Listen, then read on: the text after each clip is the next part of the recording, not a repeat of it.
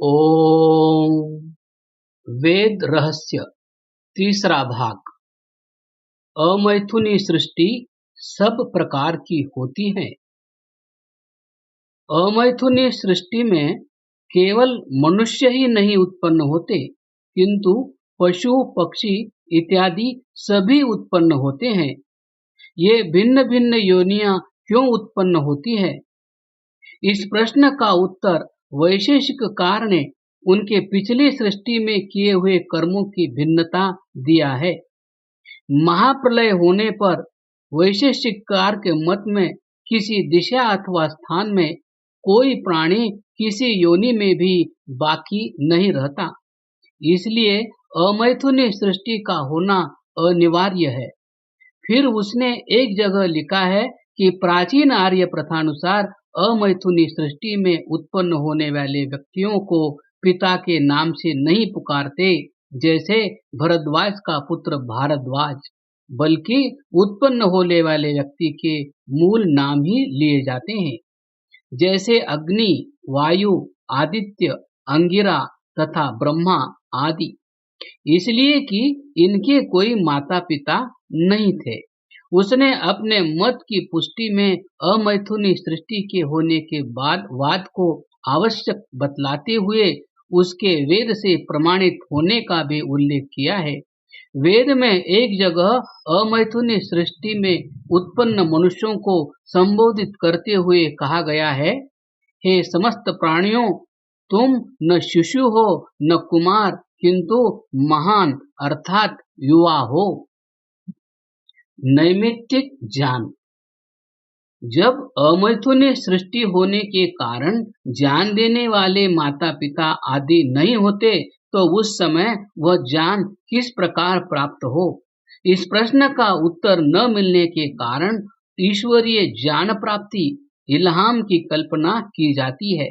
इसी कल्पना का संकेत योग दर्शन के इस प्रसिद्ध सूत्र में स एव पूर्वेशामपि गुरुः कालेनानवच्छेदात् योग दर्शन, अर्थात वह ईश्वर जो समय से विभक्त नहीं हो सकता, पहले ऋषियों का भी गुरु है, किया गया है।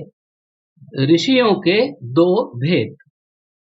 ऋषि दो प्रकार के होते हैं, पहले दिव्य ऋषि, दूसरे श्रुत ऋषि। इनमें से दिव्य ऋषि वे हैं जिन पर वेद का प्रकाश होता है, जैसे अग्नि, वायु, आदित्य और अंगिरा।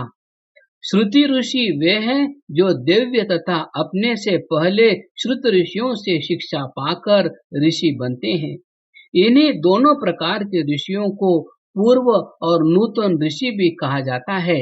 यथा अग्नि पूर्वेभिर्षिभिर्यो नूतनैरुत स देवाम एह वक्षति, ऋग्वेद, अर्थात वह अग्नि ईश्वर, पूर्व दिव्य और नूतन श्रुत दोनों प्रकार के ऋषियों से स्तुति करने के योग्य है।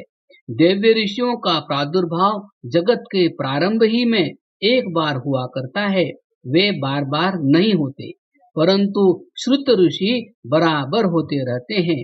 इसीलिए वेद में मनुष्यों को श्रुत ऋषि होने के योग्य ही पुत्र की प्रार्थना करने का विधान किया गया है। जैसे, हे इंद्र, हमें वेद का प्रेमी, परमात्मा का भक्त, उदार, विशाल हृदय, गंभीर, फैली हुई जड़ों अर्थात यश वाला, तेजस्वी, इंद्रिय रूपी शत्रुओं का दबाने वाला, विचित्र शक्तिशाली श्रुत ऋषि पुत्र दे। योग सूत्र से आए हुए पूर्वी शाम शब्द का अभिप्राय दिव्य ऋषियों से है, और इन दिव्य ऋषियों का भी गुरु ईश्वर को कहा गया है। अस्तु, जगत के प्रारंभ में ज्ञान, नैमित्तिक ज्ञान ईश्वर की ओर से मिला करता है। यह सिद्धांत जगत के प्रारंभ से डार्विन के जमाने तक सर्वसम्मति से बराबर माना चला आता रहा था। डार्विन ने इस सिद्धांत के सर्वसम्मत होने में अपने विकासवाद के द्वारा आपत्ति उठाई, जिसका विवरण इस प्रकार है। विकासवाद। डार्विन ने शिक्षा दी कि मनुष्य योनि विकास के द्वारा पशु से मनुष्य बना है। उसने योनि विकास का क्रम इस प्रकार बतलाया है। पहला, अमीबा आदि एक घटक जंतु हुए। दूसरा, फिर आदिम मत्स्य। तीसरा, फिर फेफड़े वाला मत्स्य। चौथा, फिर सरीसृप, जल मेंढक आदि जलचारी जंतु। पांचवा, फिर स्तन्य जंतु। छठा, फिर अंडज स्तन्य। सातवां, फिर पिंडज अर्थात अजरायुज स्तन्य। आठवां, फिर जरायुज स्तन्य। नौवां, फिर किम पुरुष अर्थात बंदर वनमानुष पतली नाक वाले। वनमानुषों में पहले पूंछ वाले कुक्कुटाकार, फिर बिना पूंछ वाले नराकार, फिर इन्हीं नराकार वनमानुषों की किसी शाखा अर्थात लुप्त कड़ी से जिसका अभी तक ज्ञान नहीं, गूंगे मनुष्य, फिर अंत में उन्हीं से बोलने वाले मनुष्य उत्पन्न हुए। डार्विन ने इस योनि विकास के साथ ही मानसिक विकास अर्थात मेंटल इवोल्यूशन की भी कल्पना करते हुए प्रकट किया है कि मनुष्य में बिना किसी निमित्त पुरुष के स्वतः क्रमशः ज्ञान की वृद्धि हो जाती है। क्रमशः